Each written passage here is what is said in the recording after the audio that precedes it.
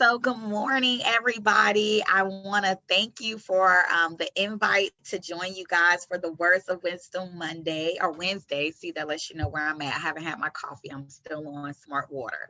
But I really am excited. I am Jasmine Clark. I'm a former science teacher for Hillsborough County Public Schools. I'm also a AVID National Staff Developer, where my focus is science, digital teaching and learning, and everything AVID. So I really am excited just about this upcoming school year and some of the changes that are going to be happening. And hopefully some of the things that I present to you today, you can integrate into your science lessons. So if you're joining me, hopefully you have a cup of coffee or tea or whatever beverage that is legal that we can have on school campus. But we are going to go ahead and get started. So when I think about scoring with success, and especially with using Zoom, the first thing I think about with anything is, what does success mean? And for our students, we know that success can mean different things.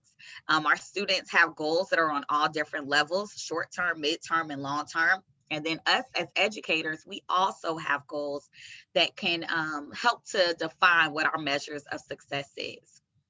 So there are multiple methods to SOAR, but the goal is always to reach your own measures of success. So as we go about thinking about these words of wisdom for today, just remember that you define your own success, especially within your classroom. So in my science classroom, I remember I was a first year teacher at Blake High School, and I'm not going to say that I was the best science teacher. I love science. I was a former pharmacy major. And so I knew what I struggled with as a science teacher. As a science student, taking organic chemistry and all the other chemistries that you have to take in physics and biology. I just knew what I struggled with. And some of the things that I struggled with had to do with my learning style, and it also had to do with the strategies that I learned in terms of trying to grasp the information. I remember being in high school, and my anatomy and physiology teacher, who I loved to death, she thought I was the best student in the class, right? And it was mainly because of the fact that I could remember everything. I was an audio learner, so it was kind of one of those things, like if you said it to me and I said it back to myself, for the most part, I could grasp it. I was that kid who literally would record the teacher's notes with my own voice on a memo, those voice recorders. This might be dating me, but I'm not going to go there. But I literally would record it and I would play it as I would sleep. And my mom would do the same thing with my notes, because I would take really good, copious notes, very detailed. But at the same time, I don't know if I was grasping the information or if I was just memorizing it. And I find now, especially in the technological world, our students aren't using the resources. They're not necessarily engaging in the classes the way that we want them to. And I hear from my students all the time, I love science, but we don't do labs because we're on Zoom. And I'm sitting here like, no, we got to find a way to connect with the kids. And so I want to find a way to think about, what are our weaknesses as teachers? What are those students' weaknesses? And one of the things that I can really hone in on or go back to is that learning strategies is probably the weak area for our students. So there's this guy that I've been researching, not for the purposes of dating, just to make y'all laugh, but really for the purpose of trying to better figure out what is it that I can do as an educator to become better. And he came up with this idea of SOAR. So, you're probably thinking of it like, okay, she's an AVID staff developer. She doesn't teach science anymore. She teaches AVID. What is this guy? What is he saying that's making her interested in terms of education? Like, what is he talking about? So this is one of his quotes. And his quote says, most students employ weak learning strategies. And I can agree with that. Teachers can foster learning by helping students select, organize, associate, and regulate lesson information. When teachers do, they help students soar to success. And then he says, let's look, right? So he caught me at the SOAR to success. I didn't get the acronym that SOAR stood for select, organize, associate, and regulate. Again, I'm one of those people, it might take a couple of times, but we're going to dive a little bit deeper into that and kind of get more of an understanding of how we can do that, maybe even with Zoom. So his method, and I put the website on here, his method is really something that we probably all do in terms of best practices, but do we do this on every single lesson? And how could we maybe incorporate this with Zoom? So SOAR is a teaching method that he kind of came up with, and I'm quite sure that he used other resources to come up with this little acronym. And to dive a little bit deeper into it, SOAR is really focusing on students selecting the important ideas from their notes. Okay, well, I'm going to connect this to AVID really quick. In AVID, we have this thing that's called focused note taking. And focused note taking, the process, is something that Jennifer and I know we live by, right? So we'll get more into that in a few seconds, but it kind of dives into how is it that students can take the information that they're learning within the class, or at least writing down, or and taking that information and just pulling out the important notes. Because our students sometimes don't know how to do that. They look at a PowerPoint, they copy everything down, they highlight everything, not focusing on the things that are really important for them to grasp, the concepts that are important. And we can use different things like graphic organizers, 3-column notes, 2-column notes. Like, we have different ways of taking notes that will allow the students to be able to do that. But the process should be remain the same. It's them knowing the difference between what's important, what's a detail, and how can they use it to apply their learning. All right. So the next part is the organization. And again, that goes back to the graphic organizers, them knowing maybe what's a question, what's a note, what's a vocabulary term, what's the definition. And that is an important part of their soaring method, or his soaring method.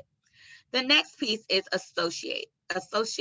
So how do the students associate information that they've already learned and connect it to something that they've learned?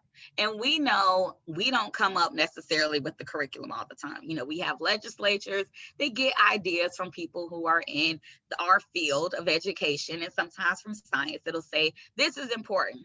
So sometimes we know we can go from ecology, and then there's some teachers who will go all the way to the human body, and we're not going to necessarily dive into that part, but how can we connect those pieces, especially when our students sometimes don't understand that they all go together. There's always going to be some interweaving, especially within science, from one part to another part, because it all connects. So how can we make it all connect for our students? And how can our students associate terms sometimes from what's happening within our class and maybe what's happening in their math class or their English class? How can we make those connections? And then the last piece is to regulate. And regulate really refers to how are we assessing the students, and not only how are we assessing them, but how are they regulating their learning and applying it so that way they can take ownership of their learning. Right. At the end of the day, it's not just about the test. Even though we want them to be successful for the EOC, we have to understand that the students have to have ownership of their learning. If they don't have ownership of their learning, how are they going to soar? So what can we as teachers do? So one of the practical things that I remember doing my first year as a biology teacher, and I have to say I got this from Dwayne Thomas, who used to teach biology at Blake High School. He used to be king of the skeletal notes. And I have to give it to him because most of our students were level 1 students, and they were in biology. And they were, some of those students, because this is back in 2006, were students who were repeat. That's when they used to let a student who failed the course actually sit back in the same course with the same teacher for the next year, right? So we would have students who were seniors and juniors. They were doing credit recovery, but they were sitting in the course. So he would literally tell me all the time, our students struggle sometimes with reading and struggle with putting the information that's important. And so he would say, provide skeletal notes for them. And this doesn't mean we're taking away from their note taking, but we're providing them with a skeleton where they can see what good notes look like. And then they can fill in the blanks to kind of get an idea of where they need to go. From there, he would kind of wean them off during the school year.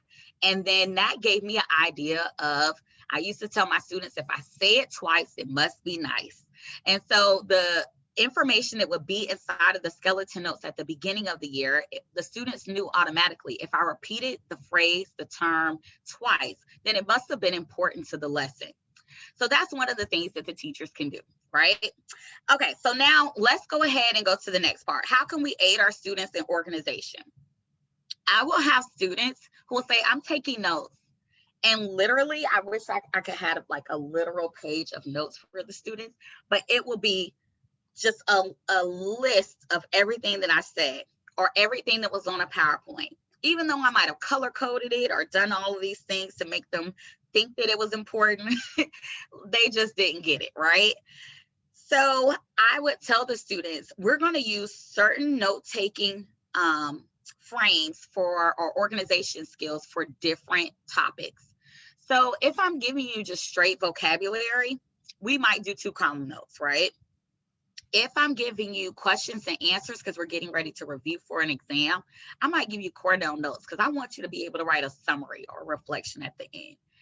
If I'm giving you maybe like information that connects to other pieces, maybe we're going over the ecological pyramid, I might not just want to give you the pyramid. I want to create maybe a mind map or create the pyramid and have you fill out the information so you see what goes at the bottom, what goes at the top of the pyramid. So I wanted to give my students different diagrams so they could start associating vocabulary, question and answer, summary, reflection, mind mapping. I wanted them to see what would be the best note-taking method or note-taking frame or organization skill as we're using certain types of topics or where we're discussing certain topics. And the goal of that was that, going back to me being in high school and in college, was that I didn't know which method was best. I took 2-column notes all the way through college until my senior year when I finished my education courses. And my professor was like, okay, Jasmine, for your portfolio, I've noticed that you've given the same kind of notes for every class, for every subject. And he's like, you have to do things different for your students. And until I realized that from Dr. Ellis, I literally was using the same type of notes for everything. So our kids they have to know what is best for them and what will help them to be successful in each topic that they're going over or each lesson that they're going through. And then the next part is we want them to regulate the information to acquire those skills. So providing those students with practice questions, like how many times have we gone through a whole entire lesson and then we ask the students at the end, write a summary or for an exit slip or give us an exit slip, and the students don't write anything about what we wanted them to grasp for the lesson. And our students, let's be honest, we have books that are online. Our students rarely take out the books that are on the bookshelf or the books that are assigned to them, even though they can get to them from Clever and every other method that they can, even Googling. They rarely look at the chapter practice questions. And even though it might seem crazy, like we don't want the students to come up with the students have to know what a good question is. So allowing them to be able to see those practice questions are really important for them to be successful. And so those are just some of the things that we can do. So how can we connect this back to Zoom? Well, Zoom has something that I absolutely love, and it's the polling feature. Yes, the polling feature is something that I think that teachers really, they sleep on. And I know that's just like a term that the kids use, but they literally are snoring, sleeping on. That polling feature really allows the students to be able to connect, and you get an idea of what they understand and what they don't understand. And then you're able to see how many students, is it 50% of the students? Is it 20% of the students that understand what I'm talking about before you ever get to the assessment? I think that's a wonderful tool for us to use within Zoom. The other thing that I think is amazing, which teachers rarely allow the students to do, is breakout rooms. And I know breakout rooms take time and you have to get the right grouping together, but that is a test and trial measurement. Like that's something that you're going to have to practice on. But when you get those breakout rooms right, you will hear discussions that you might not even thought that you would have heard about science. And it's scary at first, but you have to remind your students by giving them roles. Like if I have a student who's a manager, okay, you're the manager of this breakout room. When I come back, I need to see things in the chat. Please make sure that you have a time manager. Sorry, the bell. Making sure that you have a time manager or somebody who can make sure that as you're in there, that timekeeper is keeping, like, we have 1 minute left to get this, and make sure that they have a task. Having somebody who's over a orientation, that is important. All of these little roles, even though they might not seem like they're important at the moment, they really help to make the breakout room something where the students are held accountable for, and they're pushing their own learning, right? And that's how we know our students are going to regulate the information that they've learned and acquire the skills that are necessary to advocate for their own learning. So those are the key things that I would think that I could connect back to Zoom. The other thing is with Zoom, I think that also because of the fact that teachers don't sometimes see their students, I look at the black screen with names written in white all day. And the kids rarely turn their cameras on unless I do something like a brain break. And some of the brain breaks that I do have nothing to do with the subject that I'm teaching. Like we do AVID cribs. And that's where a student can turn on their camera and we look at, like their house or their refrigerator. And the students, they love that kind of stuff because they like to show off, or their shoe collection. But providing brain breaks within the Zoom platform are also important, especially if a student is simultaneously, if a student's e-learning all day and they're going through 7 periods maybe with Zoom every single period, that can be a bit much. So if you really want your students to connect with you and connect with the learning, provide those brain breaks. Yeah, it might be 2 to 3 minutes off task, quote unquote, but that's you having the students engage with you and with the learning. Even though it might not be related to science, it can still connect to them. All right. 4. And remember, I was telling you about the select part of the SOAR process from Dr. Kiewra. And his SOAR process is really about, as far as the selecting piece, is really, to me, the AVID focused note-taking process, where we really focus on taking notes, processing the notes, connecting the thinking. And now connecting the thinking goes with his association piece. All right, summarizing and reflecting on the learning. I would say that that could be a form of the getting ready to go into the assessment process, which is his regulating of the information. So yes, it does connect back to AVID, but I do like the fact that it says SOAR, right? Everybody loves the key cool word. And I'm one of those people. I even have on my Wonder Woman shirt. I like to soar, right? I like to think of myself as a superhero within the classroom. So take a few seconds and think about the ways that you allow your students to soar within the classroom. Now, Zoom has allowed educators to chat, to poll, to create breakout rooms, react, and respond.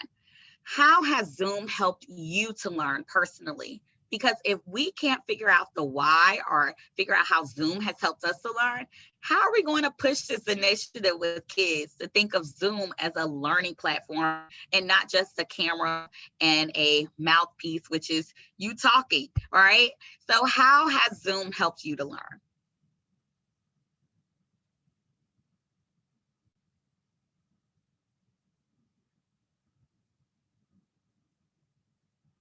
Hopefully you have thought about a couple of things in your head. Feel free to jot that information down, and maybe you're taking some copious notes and processing the important information. So as you're thinking about these things and writing it down, one thing that I know that's probably happening is you are making connections. You're like, okay, Dr. Kiewra SOAR, okay? Students having ownership of their learning. How can students measure their success, and how do I measure their success as a teacher? How can I use that chat feature, or maybe even the poll or breakout room, to really get my students to react, respond, and engage in the lesson? These are all important things that you can make connections to. This is times where you might even want to point out this with your students.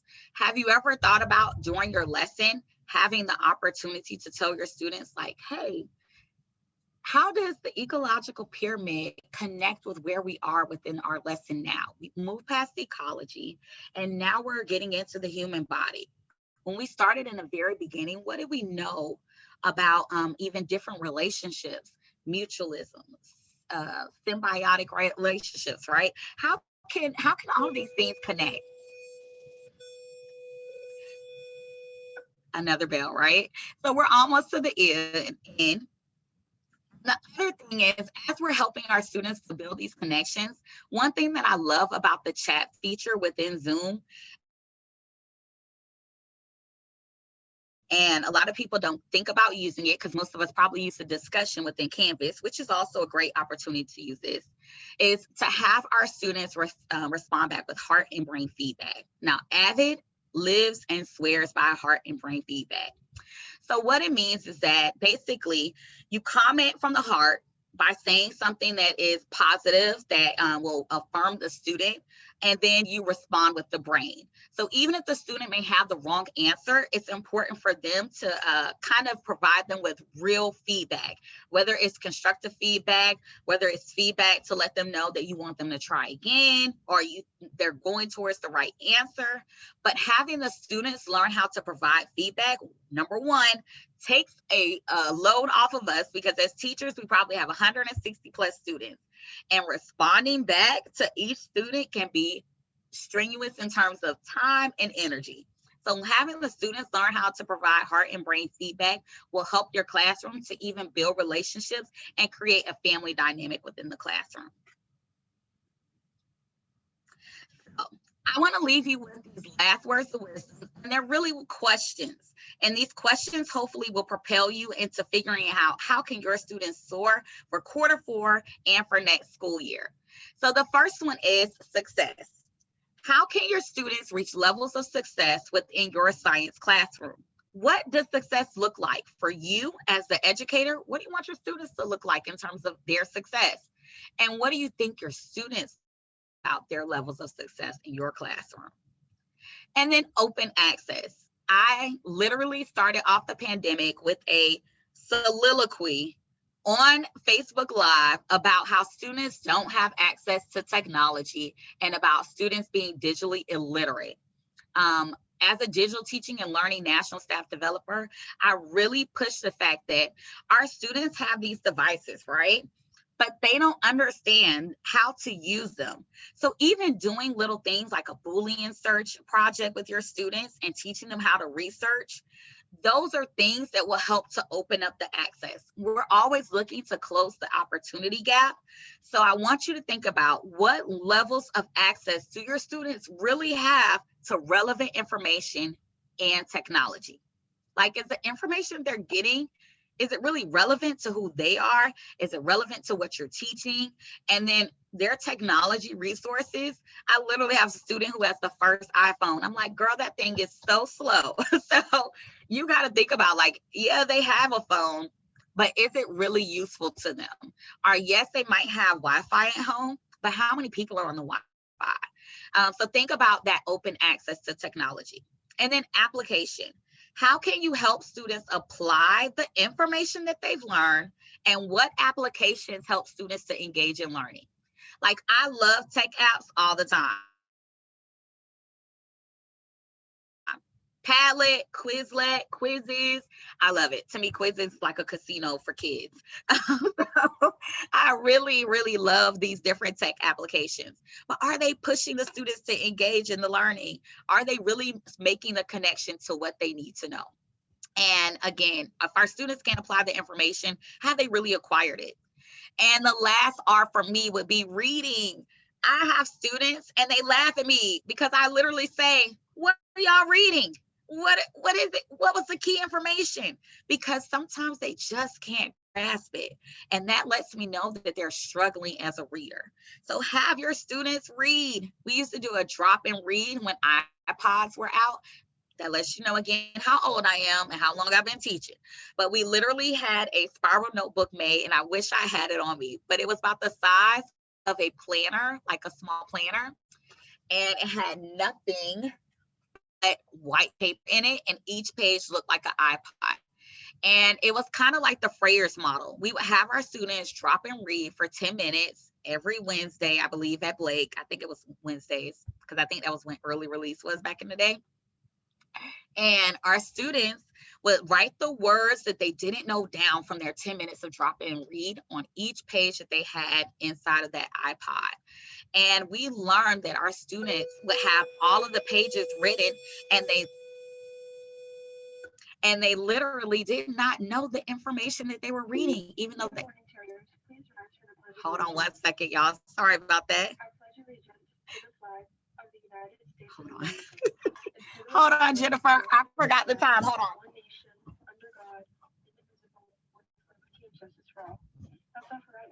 Have a great rest of your day and go Big Red.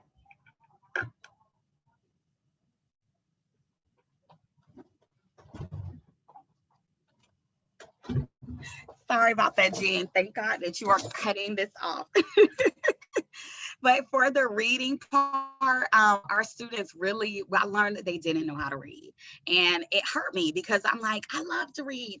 Reading is very important to me. So I think that it is really going to be a push for all of us as educators to teach our students how to love reading, and to love reading technical information, to love reading information that is academic based.